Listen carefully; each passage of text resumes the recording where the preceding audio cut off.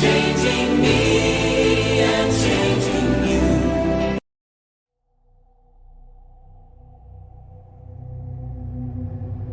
We see the story of Jesus going to the cross, and everything seems to kind of be hand in hand. And then there's this one character that seems to interrupt the narrative. His name's Barabbas.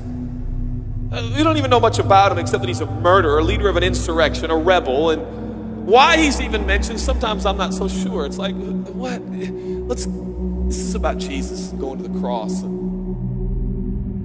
So in this moment, Pilate thinks, I hold the destinies of these two men in my hand. I know the Jews have a tradition that on a holy day, I will release one of the prisoners on death row. Pilate stands on this audacious stage, who now presents Jesus, Son of the living God, versus Barabbas, the thug and rebel. He says, all right, who do you want? This is blasphemy. This has gone too far. There's no comparison. This is a rightful prisoner, a man who should be on death row. He's a rebel against Rome. He leads a rebellion. He murders people. He's a bad man. He's a thug and he's a crook. He deserves the chains and he deserves the crucifixion. Jesus? What has he done but heal, restore, deliver, set free, open blind eyes, open deaf ears, heal the lame and the leper? What has Jesus done? Who do you want? We want Barabbas. Yeah, give us Barabbas.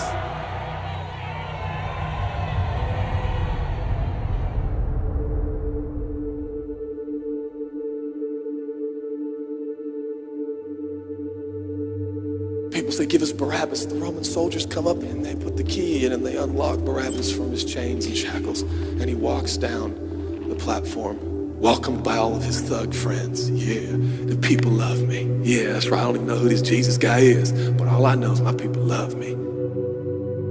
There seems to be no conscience in Barabbas. There's no record of him turning to Jesus and saying, I owe you everything now, for you have set me free. No, I don't see any of that in Barabbas.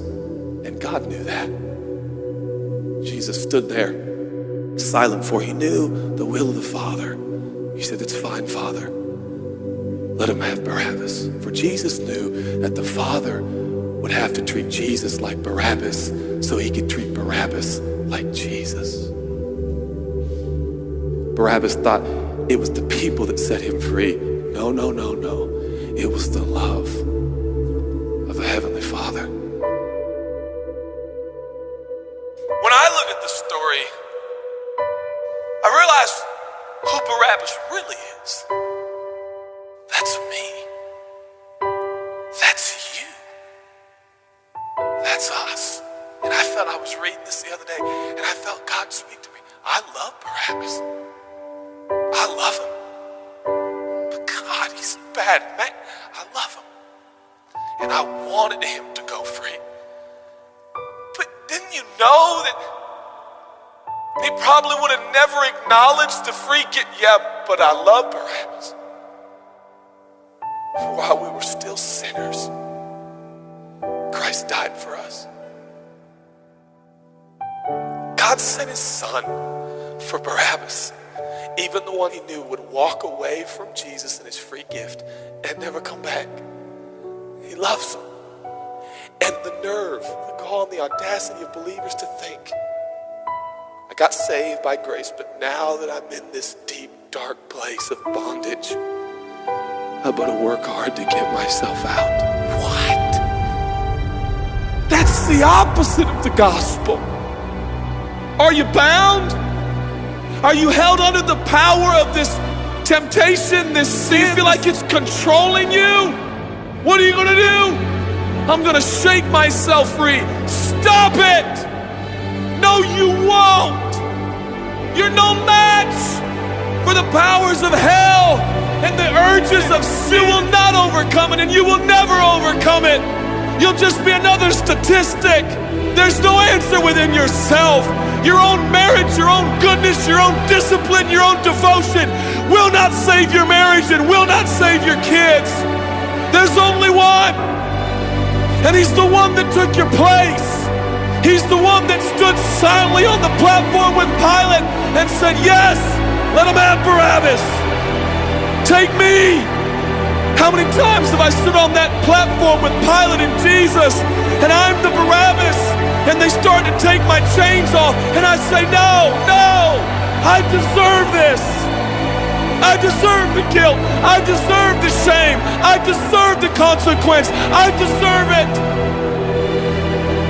Jesus seems to look at me and say, no, son, let me have it. Let me have your sin. Let me have your pain. No, God, I did it to myself. I deserve it. My marriage won't make it. This is what I deserve. I deserve divorce. I deserve poverty. I deserve sickness. I deserve it all. No!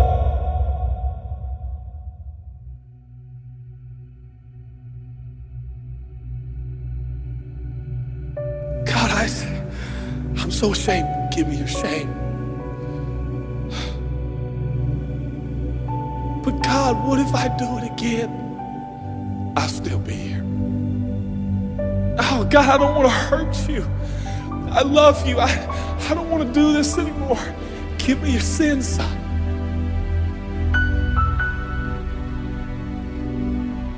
This is all we got.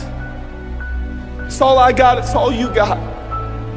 We can play games. We can play church games. We can pretend like some people are better than others and that's why they're blessed, or we can all come to the honest conclusion that it's God.